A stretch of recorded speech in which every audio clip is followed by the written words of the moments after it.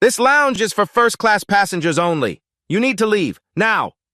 Derek Whitmore grabbed the worn canvas tote from the armrest. He dropped it near the entrance. The thud echoed. Contents spilled. Paperback, water bottle, glasses case. He didn't bend to help, just pointed at the exit like shooting a stray dog. Around Naomi Grant, the VIP lounge gleamed with wealth. Hermes bags, Tom Ford suits, Chanel dresses. She sat among them in a faded Yale sweatshirt, dark jeans, white sneakers, no jewelry. 4 empty seats surrounded her. No one sat close. Derek's voice carried. Look around you. Everyone here belongs. You clearly don't. 30 heads turned. 3 phones started recording. Naomi stood slowly, collecting her things. Her voice stayed quiet. May I speak with your supervisor? Derek's smile sharpened. I am the supervisor. Security's on their way. Have you ever been judged so completely that strangers felt entitled to humiliate you in public? 11:47 a.m. 10 minutes until boarding. Derek had watched Naomi enter 5 minutes earlier. Everyone else in the lounge fit. Designer luggage, tailored clothing, confident strides. She didn't. He'd whispered to his staff member, a young blonde woman in uniform. How'd she get in? Did you check her? The woman shrugged. Automatic gate, I think. Right. They always find a way. Now Derek stood over Naomi's scattered belongings, arms crossed. Ma'am, I need to see your boarding pass. Naomi handed him her phone. Digital boarding pass displayed clearly. Derek barely glanced. This lounge requires premium credentials. American Express Centurion. Priority Pass Prestige. You have neither. Actually, I have both. Naomi reached for her tote. Derek raised his palm. Ma'am, I've been doing this for 12 years. I know who belongs here. A woman in a Burberry coat leaned toward her husband. Something's off. She doesn't look right for this place. Derek's 2 staff members exchanged glances. One suppressed a smile. Naomi's phone lit up. Board meeting 2 p.m. flashed across the screen. Her tote bag, worn but quality canvas, had embossed initials NEG. The book she'd been reading, The New Jim Crow, had a Harvard Business School bookmark visible. Across the lounge, Maya Lane looked up from her laptop. 29, Asian-American tech journalist with 50,000 Twitter followers. She watched Derek block Naomi's view of the buffet. I watched him tap his watch deliberately. Maya opened Instagram, started a live stream. At Maya Speaks Truth going live. VIP lounge manager racially profiling a woman at Gate C. Viewer count 47, 89, 156. Derek stepped closer. Look, I don't have time for this. Security is on their way. He gestured at Naomi's sweatshirt, her sneakers. Our clientele expects a certain standard. An elderly white man in a cashmere cardigan spoke up. Maybe she's lost, young man. These lounges can be confusing. Derek nodded gratefully. Exactly, sir. I'm just trying to help. Naomi stood, gathering her spilled items with careful dignity. I understand you're doing your job. May I show you my credentials? I told you, security's coming. Derek's voice rose. This needs to stop being difficult. The overhead PA crackled. Flight 4127 to London Heathrow, now boarding Zone 1, Gate C14. Derek smiled. There's your flight. Coach boarding is down the hall. Naomi checked her watch. The attentive observer might notice it was a Patek Philippe Nautilus, understated but extraordinary. 9 minutes, she said quietly. 2 uniformed officers arrived. 1 black man, 1 Latina woman, Officer James Porter and Officer Carmen Ruiz. Derek briefed them loudly. She's refusing to leave. No valid credentials for this lounge. Porter looked uncomfortable. Ma'am, can you show us your boarding pass? Naomi handed her phone to Porter, not Derek. Porter's eyes widened, reading the screen. This shows seat 1A. That's... Derek interrupted. Probably a screenshot from Google. Check the barcode. Porter scanned it. Valid, first class, Gate C14. Derek's face reddened. Well, that still doesn't give her lounge access. She needs...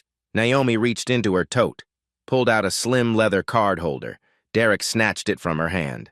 The lounge went silent. Maya's live stream viewer count hit 2,847. Derek flipped it open. American Express Centurion card. The black card. Priority Pass Prestige, Platinum Tier. His jaw tightened. But instead of apologizing, he held the cards up to the light. These could be stolen. Identity theft is extremely common. I need to verify with American Express that... He just grabbed it from her hand, someone typed in Maya's live stream chat. "This is insane," another wrote. Maya narrated quietly into her phone. "He's now claiming her legitimate cards are stolen. She's shown everything he asked for. Everything." A black woman in a Navy business suit stood up. "Keisha Williams, 35, corporate attorney. I've been watching this whole thing. She showed you everything. Let her fly." A young white woman joined Maya's angle, filming from another perspective. Sarah Brighton, 27, graphic designer. An Indian-American man in surgical scrubs set down his coffee. Dr. Raj Patel, 45. "This is discrimination. I'm a witness if she needs one." But the woman with the Hermes Birkin shook her head. "He's just following protocol. Some people always make everything about race." The man in the Tom Ford suit folded his newspaper. "I travel every week. Standards exist for a reason. You can't just let anyone in." Derek's phone rang. He answered, putting it on speaker. "Tom, I've got a situation. The woman refused to leave, causing a scene." His regional manager's voice crackled through. "Is she threatening anyone? Violent?" Derek looked at Naomi's calm face. "She's being non-compliant. Disruptive. Then you have my authorization. Remove her. We can't have this in a premium space." Derek turned to the officers. "You heard him. Escort her out. Use reasonable force if necessary." Porter hesitated. "Sir, her credentials check out. I don't think—" "Are you questioning my authority?" Derek's voice sharpened. "Because I can make a call about that too." Officer Ruiz touched Naomi's elbow gently. "Ma'am, please, just come with us. We can sort this at the gate." Naomi nodded slowly. "Officer Porter, Officer Ruiz, may I have your names and badge numbers for my records?" Both provided them without hesitation. Derek sneered. "Oh, so now you're filing a complaint. Good luck with that." Naomi pulled out a small leather notebook, wrote carefully. Names, badge numbers, timestamps. Derek watched her write, his confidence building. "What are you, some kind of activist? Journalist?" The PA announced final boarding for Flight 4127. Derek picked up the desk phone. "Gate C14, hold boarding on Flight 4127. Potential security issue with passengers in Seat 1A. Naomi was surrounded now. Security behind her. Derek in front. 2 staff members blocking the jet bridge entrance. 50-plus lounge guests watching. 12,000 people watching online." Derek leaned against his desk, arms crossed. Victory in his smile. "Here's what's going to happen. You're going to apologize for wasting everyone's time, then you're going to miss your flight, and maybe we won't press trespassing charges?" Keisha Williams shouted from her seat. "This is illegal! Someone call a lawyer!" Derek didn't even look at her. "Feel free. Until then, she stays right here." Naomi took a long breath, set her tote bag down carefully on a chair. "You're absolutely right," she said. Derek blinked. "What?" "I should have been clearer from the start." Naomi's voice was steady, almost apologetic. "I apologize for the confusion." Derek's smile spread wide. The Hermes woman nodded approvingly. The Tom Ford man resumed reading his paper, satisfied. "Well," Derek said, magnanimous now, "thank you. That's all I wanted. Now, if you'll just—" "Before I go," Naomi interrupted gently, "may I make one phone call? It'll take 30 seconds.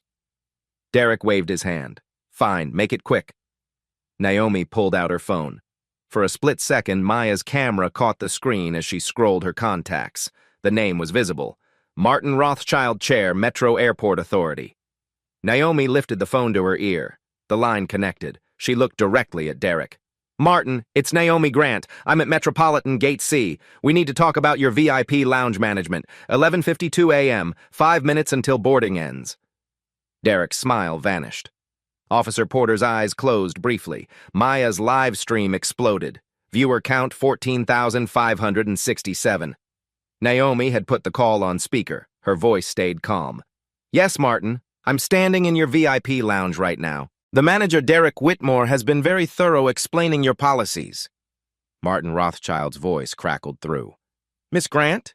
What happened?" "He's informed me I don't meet the standards for this space." Pause. "I'm in Terminal B. 4 minutes. Whatever happened, we'll address it." Naomi ended the call. Silence filled the lounge. Maya's chat erupted. "Wait, Naomi Grant. Is that the CEO? Google her now." Sarah Brighton pulled up her iPad. Found a Forbes article, held it beside Naomi's face. Same woman, headline visible. Naomi Grant, the $847 billion woman redefining ethical investment. The Hermes woman grabbed her phone, typed frantically. My face went white. She tried to stand, but her legs wouldn't cooperate. Tom Ford man pulled out his iPhone, Googled, read. His newspaper slipped from his fingers. She's Board of Directors, American Airlines, United Delta. His wife leaned over, reading. Metropolitan Airport Authority Board. Maya narrated into camera, voice shaking.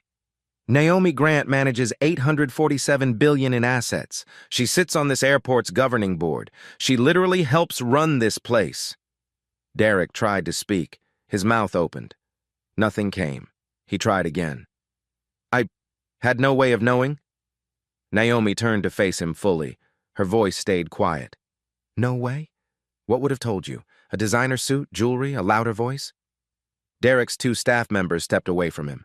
The blonde woman whispered urgently, I told you to just check her credentials properly. The elderly couple in Burberry coats stood abruptly. The husband grabbed their carry-ons. Dear, we need to. Maya swung her camera toward them. Oh no, where are you going? You just said she didn't belong here. They hurried toward the exit, heads down, refusing to look at anyone. The Hermes woman suddenly spoke up, voice desperate. I didn't say anything, I was just sitting here. Keisha Williams stood, holding up her phone. I recorded audio. You said, and I quote, some people always make everything about races. The woman's face crumbled. Derek found his voice again, frantic now. Miss Grant, this was a misunderstanding. A simple, was it? Naomi reached into her tote bag, pulled out a business card, handed it not to Derek but to Officer Porter. Porter read it aloud, his voice professional but strained. Naomi Elizabeth Grant, Chief Executive Officer, Meridian Capital Group, Board Member, Metropolitan Airport Authority, American Airlines, United Airlines, Delta Airlines. He looked up at Derek. Something like pity crossed his face. Naomi continued, her tone unchanged. Derek, you asked if I was a journalist or activist. She pulled out a tablet from her tote. The worn canvas bag had been hiding quality all along. She swiped to a document, turned the screen toward him. I'm neither, but I do sit on several boards. And I provided financing for infrastructure projects. She showed him a signature page. Complex legal language, dollar amounts with many zeros. Her signature at the bottom, dated 2019. This lounge, the entire VIP program, the terminal renovation? Derek stared at the screen. Meridian Capital provided $340 million in financing. We hold 18% equity in this terminal. She let that sink in. You've been working in a building my company partially owns for 4 years. Every paycheck you've received, partially funded by my firm's investment. The Tom Ford man made a small, choking sound. Derek's hands were shaking now. I didn't. How could I? You couldn't know, Naomi agreed. But you made assumptions. You looked at my clothes, my skin, and decided I didn't belong. Then you escalated, grabbed my property, threatened me with force. She paused. The question isn't what you didn't know, it's what you assumed. The Hermes woman stood suddenly. I tried to tell him. I said he shouldn't do this. Keisha's voice cut across the lounge. That's a lie. I have a video. You nodded when he said she didn't meet standards.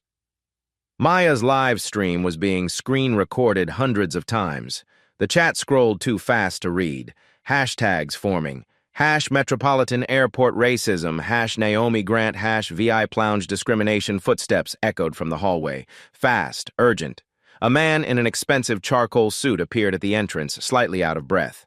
Martin Rothschild, 64 years old, silver hair, chairman of the Metropolitan Airport Authority Board. His eyes found Naomi immediately. He crossed the lounge in 6 strides. Miss Grant. His voice carried the weight of someone who understood exactly how bad this was. I am profoundly sorry for... Naomi raised one hand, not rudely, just enough to stop him. Martin, please, let's handle this systematically. She turned to Derek. Tell Mr. Rothschild exactly what happened. Leave nothing out. Derek's voice cracked. She arrived, and I asked for credentials. Be specific, Naomi said quietly. What made you approach me in the first place? Derek looked at the floor. You weren't dressed like... I looked like I didn't belong. Continue. He described each step. Each word sounded worse when repeated. The grabbing of her bag, the assumption of theft, the threat of force. Martin's expression hardened with each sentence. When Derek finished, Maya stepped forward. I have the entire incident on live stream. 17 minutes of footage, 14,000 live witnesses. It's been screen recorded thousands of times already. Dr. Patel spoke up. I'll provide a written statement. This was clear racial profiling. Keisha added, I fly every week for work. I've never seen him check credentials this aggressively, certainly not with white passengers in casual clothes. The Tom Ford man tried to edge toward the exit. Stay, Naomi said. Not loudly, but he froze. She looked at Martin. We need to talk, but first, she checked her watch. I have a flight to catch. Martin immediately picked up the desk phone. Gate C14, this is Martin Rothschild. Hold flight 4127 for Miss Grant, VIP passenger. Yes, I'm aware it's past final boarding. Hold the flight. He hung up. I turned to Naomi. Your flight will wait. Take whatever time you need. Naomi nodded once. Then she turned to face the entire lounge. Her voice carried without shouting. I want everyone here to understand something. I didn't reveal who I was immediately because I wanted to see how far this would go. I wanted to see if credentials would matter, if respect was possible without status. She gestured to her sweatshirt, her jeans. I shouldn't need to be a CEO to be treated with dignity. A janitor wearing the same outfit with valid credentials deserves the exact same respect. The lounge was absolutely silent. But since we're here and since status apparently matters, she looked at Derek, then at the passengers who'd supported him. Let me be very clear about the consequences. She pulled up her tablet again, opened a spreadsheet. Martin, Derek stopped 47 passengers in this lounge last year. 41 were black, Latino, or Asian. 6 were white, all elderly or disabled. 0 white passengers aged 25 to 55 in business casual. Martin's face went ashen. Those numbers represent a clear pattern. Title VI violations carry federal penalties up to $50,000 per incident. She looked at Derek. Your employment contract, Section 12, allows immediate termination for discrimination. I reviewed it when we financed this terminal. Derek's knees buckled slightly. Naomi turned to the Hermes woman, the Tom Ford man. You weren't employees, but you were complicit. You used privilege, expensive clothes, the right appearance, to support discrimination. The Hermes woman's face was streaked with tears. I have your faces on camera, Maya said quietly. And your words. Naomi checked her watch one final time. Martin, I need to board, but we're not done. I'll be back in 72 hours. We're going to fix this, all of it. She picked up her tote bag, collected her belongings, straightened her Yale sweatshirt. Then she walked toward the jet bridge. Officers Porter and Ruiz stepped aside respectfully. Derek stood frozen. Martin stood frozen. 50 passengers stood frozen. Only Maya kept her camera rolling. Viewer count, 31,204. 3 hours later, London Heathrow, British Airways first-class lounge. Naomi sat in a quiet corner, laptop open. Her flight had been smooth. No one had questioned her presence here. The lounge attendant had greeted her by name. Her phone buzzed. Text from Martin. Can we talk? I've begun an internal review. She didn't reply yet. Instead, she opened her tablet, pulled up the file she'd been preparing for 3 months. Maya's live stream had gone viral. 4.7 million views across platforms. News outlets were calling. CNN, BBC, the New York Times, local stations in every major city. But Naomi wasn't interested in media attention. She was interested in systems. She opened a spreadsheet. Data she'd requested from Metropolitan Airport in January, months before this incident. Passenger complaint logs, demographics of credential checks across all terminals, staff training records, promotion patterns. The numbers told a story Derek didn't know he was part of. She made 3 phone calls. First, her general counsel at Meridian Capital. Pull our investment agreements with Metropolitan Airport Authority. Every clause. I want to know our leverage points. Second, her head of ESG compliance. Environmental, social, governance audit of Metropolitan. Full scope. I want it on my desk in 48 hours. Third, her executive assistant. Clear my schedule for Friday. I'm flying back early. Book the Airport Authority boardroom for 2 p.m. Then she texted Martin. Friday, 2 p.m., boardroom. Bring your COO, HR director, and legal counsel, non-negotiable. His reply came in seconds. We'll be there. Naomi closed her laptop, sipped her tea. The lounge around her was quiet, civilized. Everyone belonged because everyone was treated like they belonged. She thought about Derek, about the Hermes woman, about the Tom Ford man. They weren't monsters. They were symptoms, and she was about to cure the disease. Friday, 1:58 p.m., Metropolitan Airport Authority boardroom.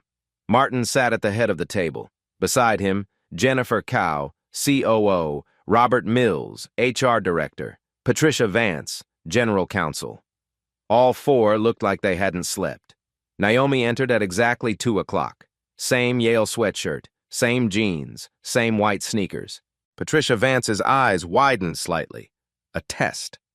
Naomi registered the reaction. Thank you for meeting on short notice. Naomi set her tablet on the table. I didn't sit still. Miss Grant, Martin began, I want to start by saying Derek Whitmore has been terminated. Effective immediately. No severance. We've also suspended. Naomi held up one hand. I know. I reviewed the termination paperwork. Section 12, Clause 4, you followed protocol. She paused. But Derek isn't the problem. He's a symptom. She tapped her tablet. The boardroom screen lit up. A presentation loaded.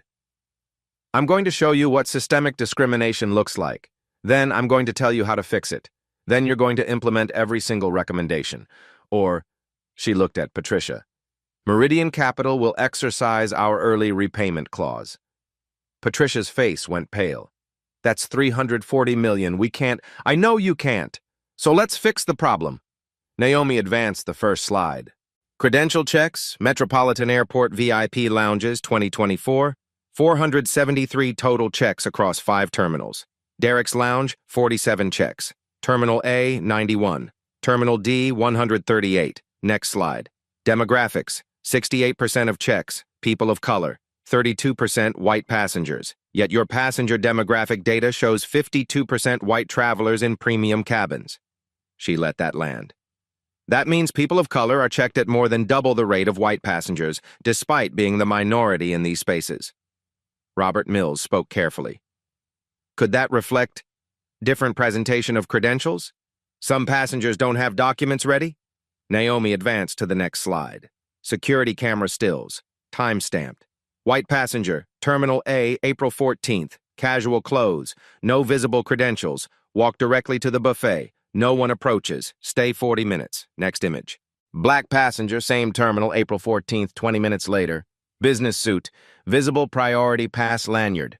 Stopped within 90 seconds. Checked twice. Robert said nothing. These patterns, Naomi continued, create legal exposure under Title VI of the Civil Rights Act. Federal funding, $127 million annually, is contingent on non-discrimination compliance. Jennifer Cow leaned forward. What are you proposing? Naomi advanced to a new section. 7 requirements, all non-negotiable. Requirement 1, personnel. Derek Whitmore is terminated, but he's not alone.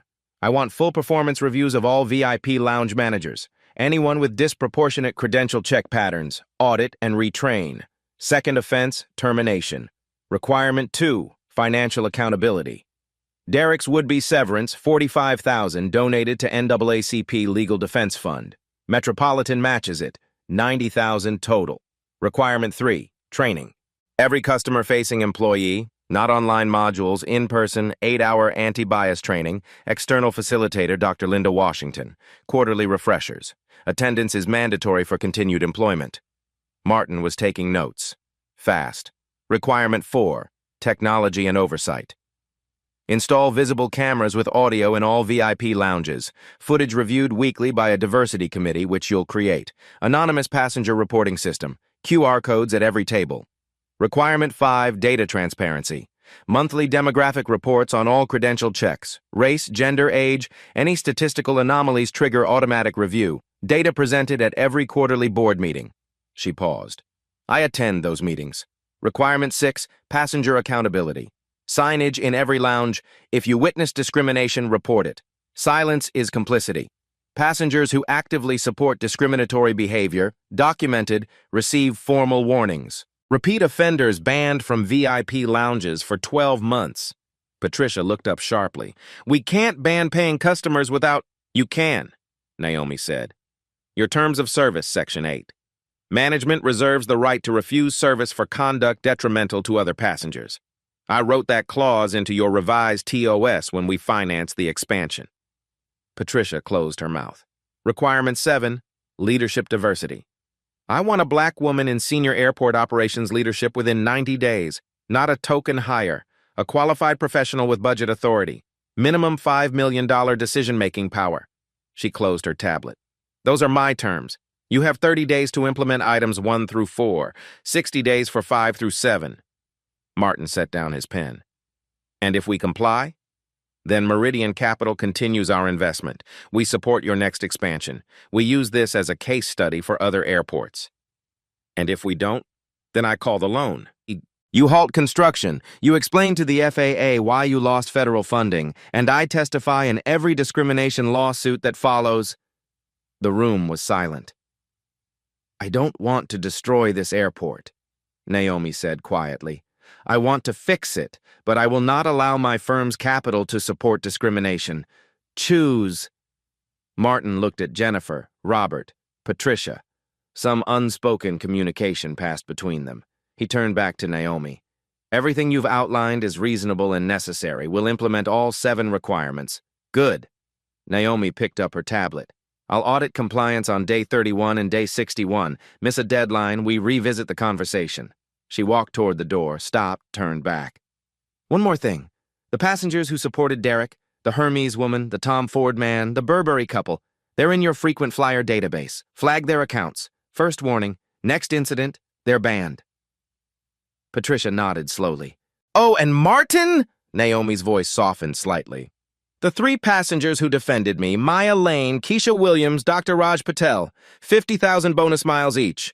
Lifetime VIP lounge access, all your partner airports. Send it with a personal note. Martin smiled for the first time. Already done. This morning. Naomi nodded. Then we're finished here. She left the boardroom. The door closed softly behind her. Inside, the 4 executives sat in silence. Finally, Jennifer spoke. How did we not know she was on the board? Martin rubbed his eyes. We knew. We just forgot that board members are also human beings who use our facilities. Patricia gathered her files. We have 30 days. I suggest we start now. They did. Day 15. Metropolitan Airport, Terminal C. Martin stood in the VIP lounge at 6 a.m., watching the installation crew mount the final camera. Visible, deliberate, a black dome with a small red light. Beneath it, a placard. This area is monitored for customer protection and staff accountability. Jennifer Cow walked in with a clipboard. All 5 terminals are done by tonight. QR codes on tables tomorrow. Training schedule? Martin asked. Dr. Washington starts Monday. We've blocked 8-hour sessions. First group, 40 employees. Derek's former staff go first. Martin nodded. And the committee? Forming now. 3 board members, 2 passenger advocates, 1 external HR consultant. First meeting Friday. His phone buzzed. Text from Naomi. Progress report? He typed back. On schedule. All deadlines will be met. Her reply was immediate. Good. I'm watching. Day 22. Dr. Linda Washington's training session. 40 employees sat in a conference room, VIP lounge staff from all terminals. Some looked defensive. Others were exhausted. A few genuinely curious. Dr. Washington stood at the front. 60 years old, black woman, gray locks pulled back. Presence that commanded without demanding. Let me be clear, she began. I'm not here to make you feel guilty. I'm here to make you better. She clicked to the first slide. Security footage. White man in shorts and a t-shirt walking into Terminal A lounge. No one stopped him. Next slide. Black woman in a blazer, same terminal, 30 minutes later.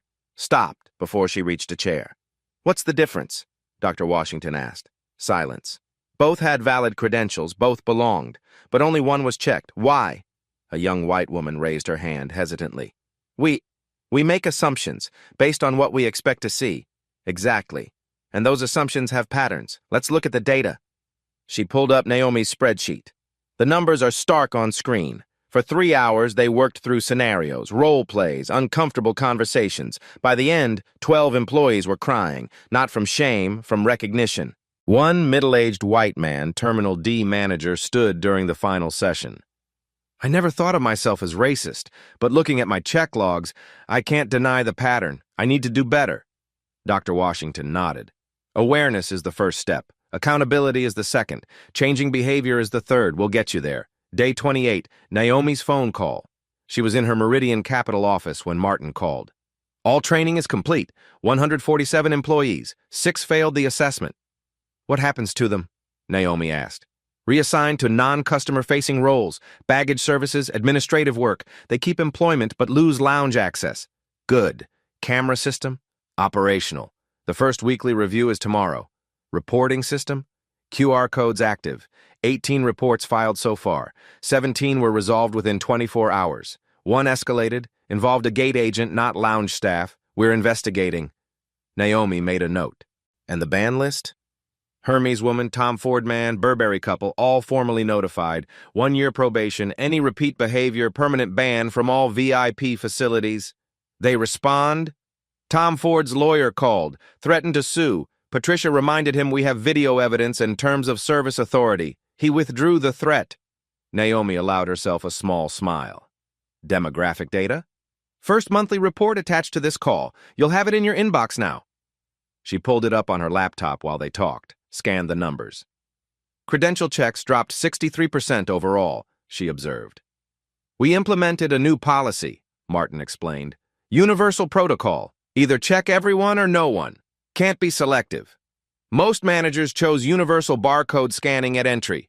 Faster, fairer, no discretion involved. Complaints? Down 71%. Customer satisfaction scores up 23%. Naomi leaned back in her chair. You're ahead of schedule. We have to be.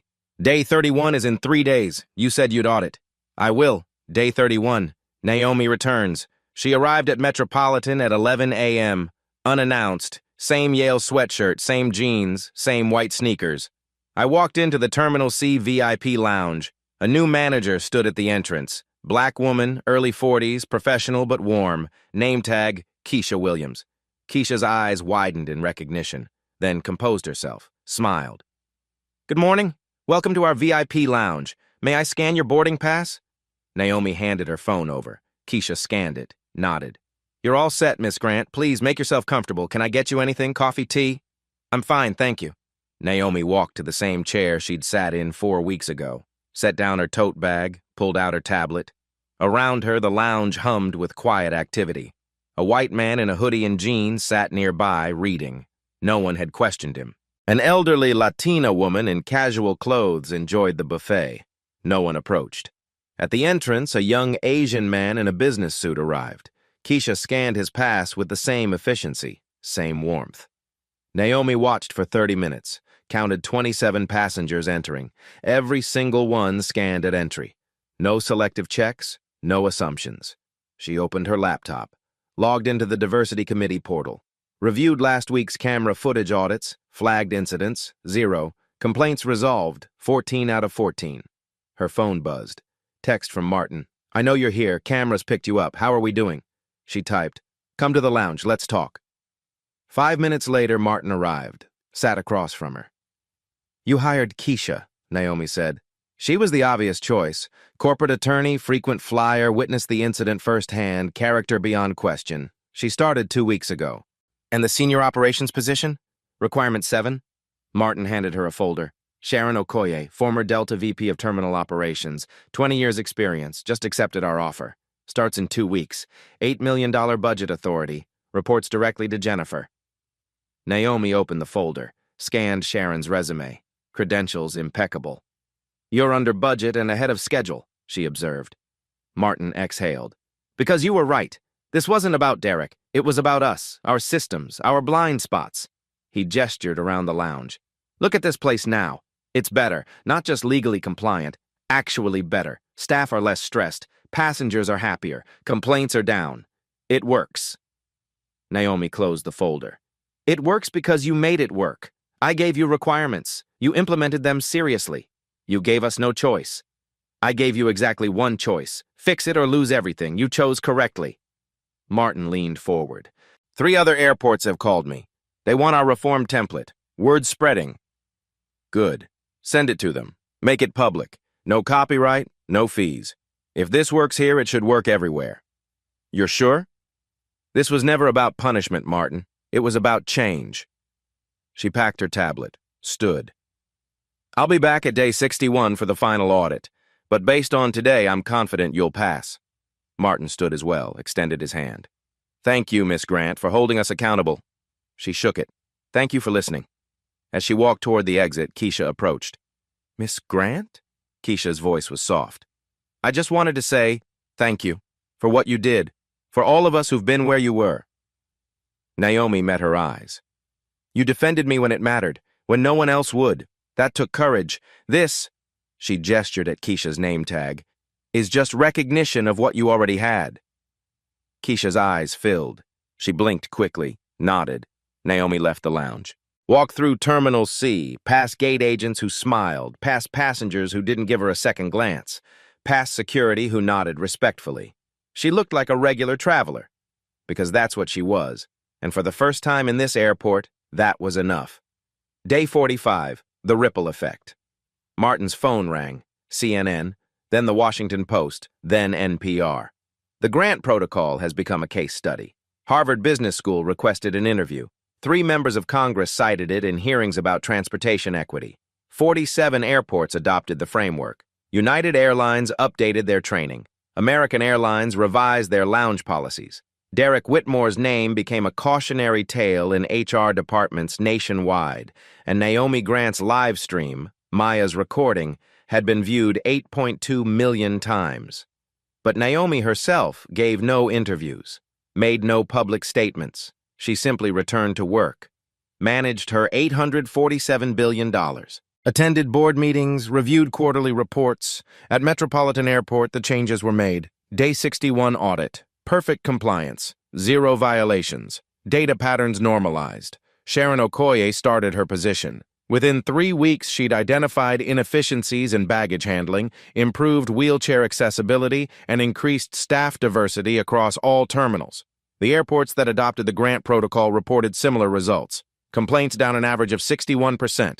Customer satisfaction is up. Employee retention improved, not because of punishment, because of systems. And systems, when designed correctly, didn't require heroes. They just worked. For everyone. Day 61, final audit. Naomi walked into Terminal C VIP Lounge at 2 p.m. Same Yale sweatshirt, same jeans, same white sneakers. A deliberate test. Keisha Williams stood at the entrance. The woman who'd defended Naomi 2 months ago now wore a manager's uniform. Welcome back, Miss Grant. Keisha scanned her boarding pass smoothly. Professional. Warm. Your usual spot by the window is available. Naomi moved through the lounge, sat in the exact chair where Derek had humiliated her. The space felt different. Not in decor, in the atmosphere. A young black man in a hoodie sat at the buffet. No one stared. A Latina woman in yoga clothes read a magazine. No whispers. An elderly white couple in Burberry sat beside a Middle Eastern family in modest dress. Natural, unremarkable. Naomi opened her tablet. Reviewed 60 days of data. Credential checks, down 71%. Universal scanning at entry eliminated selective enforcement. Customer complaints, 12 total. All resolved within 24 hours. Demographic patterns, proportional. 52% white, 48% people of color. Matched actual passenger demographics, staff violations, 3 flags, 2 retrained, 1 terminated for reverting to old patterns. Her phone buzzed. Martin, boardroom when you're ready. Metropolitan Airport Authority boardroom, 3 p.m. Martin sat with Jennifer Cow, Robert Mills, Patricia Vance, and a new face. Miss Grant, meet Sharon Okoye, VP of Terminal Operations. Sharon stood. 47, black woman. Confidence. Thank you for making this position possible. Your credentials made it possible, Naomi replied. I just required the opportunity. Martin distributed folders. All 7 requirements met or exceeded, ahead of schedule, under budget. He walked through each point. Requirement 1, personnel. Derek terminated. 6 employees were reassigned to non-customer roles. 1 additional termination for non-compliance during the 60-day period. Requirement 2, financial accountability. $90,000 donated to NAACP Legal Defense Fund. Receipts attached. Requirement 3, training. Dr. Linda Washington had completed sessions with 147 employees. Pass rate, 96%. Quarterly refreshers scheduled. Requirement 4, technology. Cameras operational in all 5 terminals. QR code reporting system live. 62 reports filed. 58 resolved within 24 hours. Requirement 5, data transparency. Monthly demographic reports automated. 0 statistical anomalies flagged since week 4. Requirement 6, passenger accountability. Signage installed. 3 passengers formally warned. 1 new ban was issued. White passenger made racist comments to staff. 12-month ban, no appeal. Requirement 7, leadership diversity. Sharon started 3 weeks ago. 8 million budget authority. Already implemented 6 operational improvements beyond VIP lounges. Sharon spoke. I've identified systemic issues across terminals, wheelchair accessibility gaps, language barriers, TSA checkpoint bias patterns, addressing all of it. Naomi set down her tablet. You've exceeded every requirement. Jennifer leaned forward. Because you were right. This wasn't just legal compliance, it was about being better. Customer satisfaction up 23%, employee retention up 17%, 0 legal threats. 47 airports have adopted your framework, Patricia added. The grant protocol, Martin said. The industry named it that. Naomi pulled up a document. Which is why I'm proposing we formalize it. A non-profit foundation. Purpose, provide free training, oversight templates, consulting to any transportation hub wanting to implement reforms. Martin blinked. You want to scale this nationally? Globally, eventually. Meridian Capital will seed it with $5 million. I've secured matching funds, $10 million total. She looked at Sharon. I want you on the advisory board. Real-world operations expertise. Sharon nodded immediately. Naomi stood. The foundation launches in 90 days. Metropolitan will be the flagship. Other airports will visit, observe, learn. Martin extended his hand. You turned our failure into a blueprint. You turned accountability into action, Naomi replied. As she reached the door, Patricia asked, Why did you wait to reveal who you were? You could have ended it immediately. Naomi paused. Because if I had, Derek would have apologized to the CEO, not to a human being. He needed to see that credentials don't determine worth. She looked at each of them. And everyone watching needed to see it too. 6 months later, Maya Lane published a follow-up article. The Grant Protocol, How One Woman Reformed an Industry. She documented Metropolitan's transformation, interviewed Keisha, Sharon, staff, passengers. The data was stark. 63 airports had implemented the protocol. Customer complaints, down 61% average. Discrimination lawsuits, down 73%. Employee satisfaction, up 19%. 3 major airlines adopted similar frameworks. Maya's final paragraph resonated. Naomi Grant didn't need to reveal her power. She chose to, not for revenge, not for attention, but to prove systems can change when those with power demand it. Derek Whitmore lost a job. Thousands of travelers gained dignity. That's the trade that matters. The article was read 6.2 million times. Naomi never commented. 1 year later, Terminal C. Naomi sat in the VIP lounge, same worn Yale sweatshirt, same jeans, reading quietly. A young black woman in a college hoodie entered, nervous, first-class tickets clutched in shaking hands, scholarship award letter visible. She approached Keisha's desk hesitantly. I think I'm allowed in here? My ticket says... Keisha's voice was warm. Of course. Let me scan your pass. She did, smiled. Welcome. First time flying first class? The young woman nodded. You're going to love it. Buffet's fresh. The coffee bar's excellent. Make yourself comfortable. You belong here. The young woman's shoulders relaxed. She smiled, found a seat. Naomi watched this exchange, didn't intervene. I didn't need to. The system was working. She returned to her book. Just another passenger, just another person.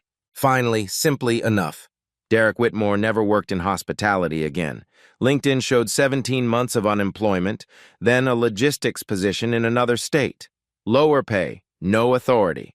The Hermes woman completed her probation quietly, never caused another incident, never apologized publicly.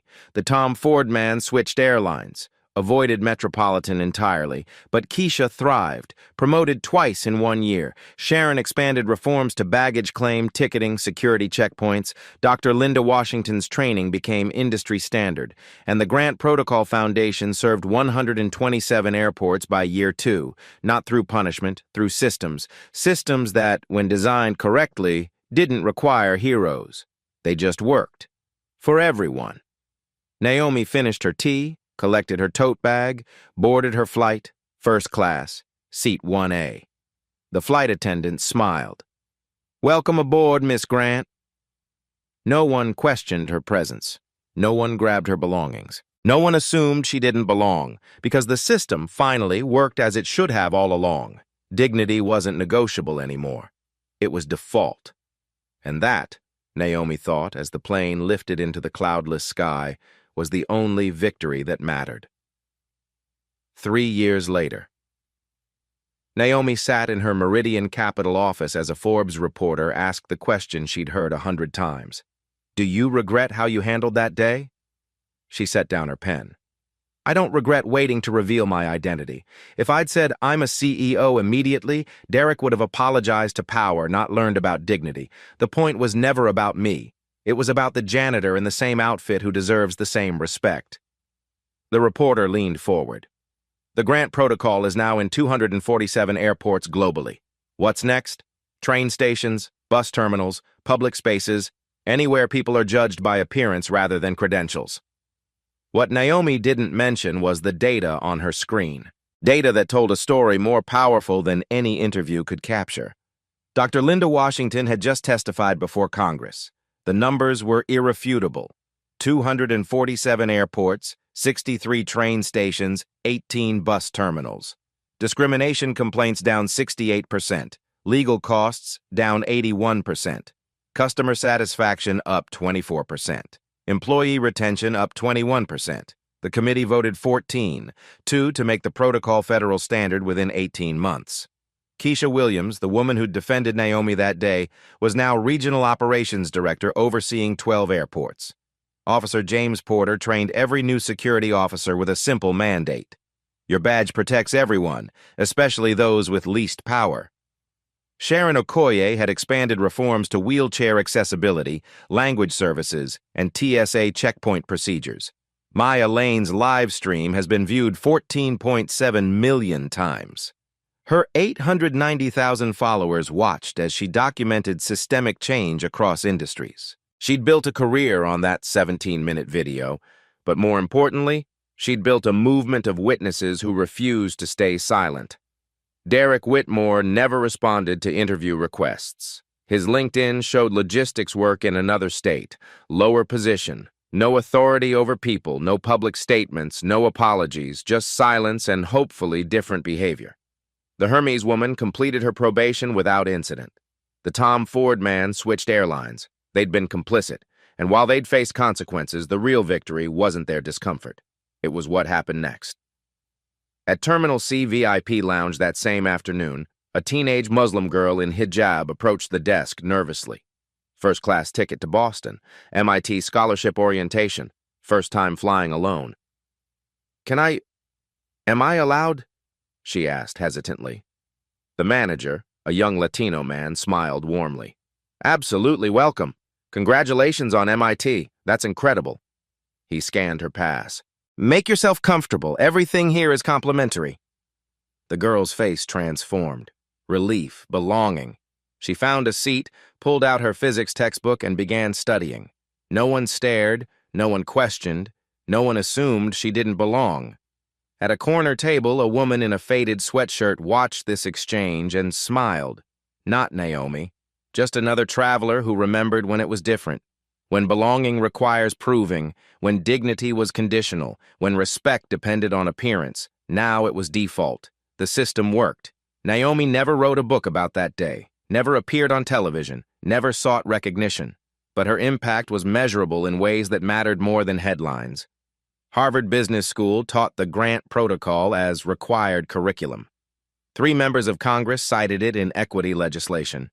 Airlines worldwide revised policies based on its framework. She kept one photo on her phone. Not of Derek's humiliation, not of her victory. Just a candid shot Maya had sent her, that teenage girl in hijab studying physics in the VIP lounge completely at ease. A stranger Naomi would never meet. Someone who belonged without question, without challenge, without having to prove anything. That was a legacy. Not revenge, not even justice for herself. Justice for everyone who came after. systems that worked for everyone. Power, Naomi had learned, wasn't about position. It was about choice. She'd chosen to wait, to document, to expose patterns rather than punish individuals. She'd chosen systemic reform over personal satisfaction. She'd chosen to use her influence to protect those without it. 3 years later, that choice protected millions of travelers. Every day, every flight, every person who just wanted to sit quietly and be left alone. Derek lost a job. Thousands gained dignity. That arithmetic mattered more than revenge ever could. Now it's your turn. You just watched how one woman transformed humiliation into systemic change. But here's the uncomfortable truth. Naomi had resources, board seats, influence. Most people facing discrimination don't. They have something else, though. Witnesses, voices, you. Every day, someone is judged by appearance, dismissed by assumptions, humiliated by bias. The next person might not have Naomi's power, but they'll have witnesses. What will you do? Comment below. Share a time you witnessed discrimination. What happened? What did you do? What do you wish you'd done differently? Your story matters. Silence enables broken systems. Speaking up changes them. Share this video. Someone in your network needs to see that dignity isn't negotiable, that systems can change, that power used precisely protects the vulnerable. Subscribe to Black Voices Uncut. Every week we document stories of resistance, resilience, and reform. Real people who refuse to accept injustice as inevitable. Here's what Naomi proved. You don't need to be a CEO to demand change. You just need to refuse silence. Record injustice safely when you see it. Speak up when others stay silent. Stand with the targeted, not the comfortable. Because real power isn't in boardrooms. It's in the collective decision to say, not here, not anymore, not to anyone. Systems change when enough people demand it. Be the witness, be the voice, be the change. You have more power than you think. Use it. The story you heard today wasn't cleaned up. It was told exactly as it happened. At Black Voices Uncut, we believe that's the only way truth can live. If you felt something, hit like, comment, and your reaction, and subscribe. Every week, we bring you voices that refuse to be silenced.